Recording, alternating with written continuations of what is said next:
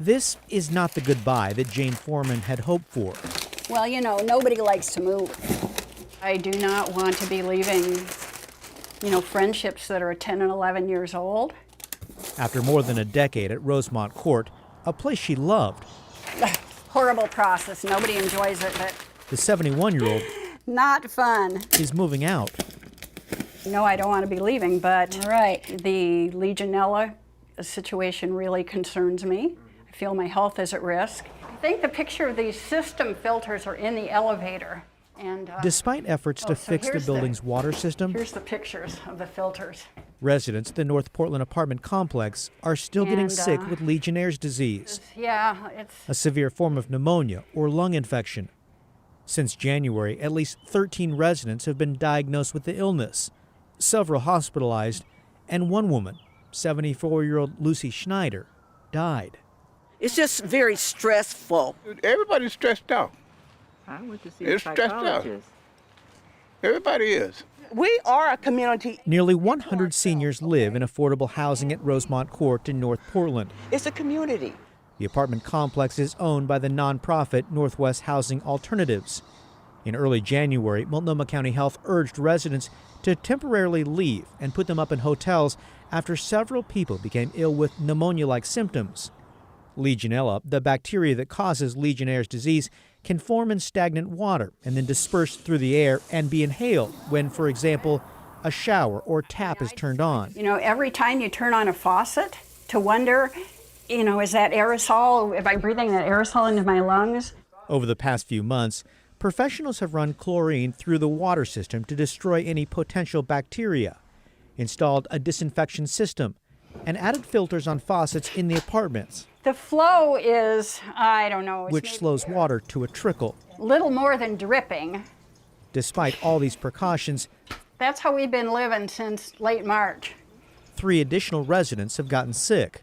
One in March, one in May, and another in June, leaving health officials stumped.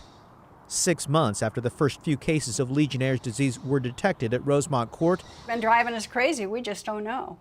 We just don't know. They still haven't figured out the source of this outbreak. What has made it so difficult in determining a source here? It can hang around in pipes anywhere where water is slowed or stagnant, and it can get shaken loose in ways that we may not completely understand and then come out of somebody's faucet or shower head. It was December the 10th that started the nightmare. Residents have wondered if the outbreak might be connected to nearby construction activity, the replacement of a fire hydrant in early December.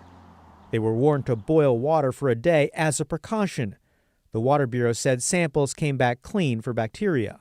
Is that water main break being considered? So I don't know that that's a smoking gun, but that is part of the timeline and part of the larger picture that we're looking at. Nationwide, reports of Legionnaires' disease have climbed in recent years.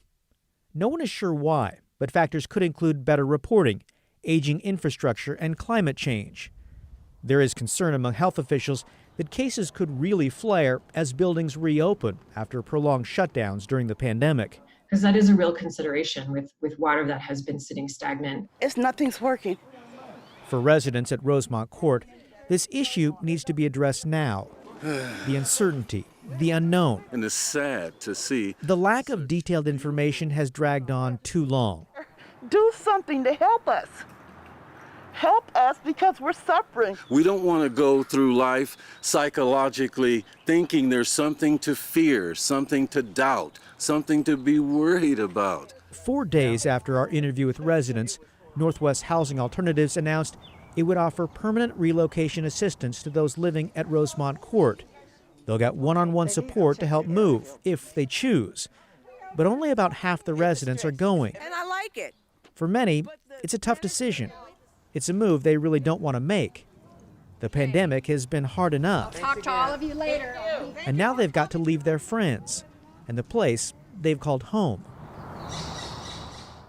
Okay, let's talk to Kyle about this for just a second. And typically, in my mind, Kyle, when there's an outbreak at a specific kind of isolated location, I imagine that it erupts and then it goes away. They take care of it pretty quickly. Is it usual for something like this to last this long? Yeah, I spoke with a water quality expert who specialized in Legionnaires' disease outbreaks and said it really depends. Sometimes you get lucky right out of the bat.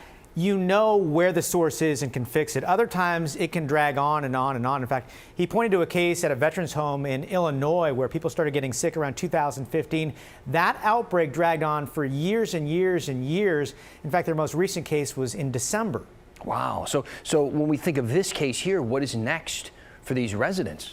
Yeah, so the nonprofit that owns Rosemont Court, they're working really hard to help those who live in the facility get out if they want to. They say about half the residents have decided to leave. The other half will stay for now. For those moving out, they're trying to help out as best they can as far as finding them a location to move to, helping with the physical move itself because a lot of these are seniors, and then also giving them some money to start with.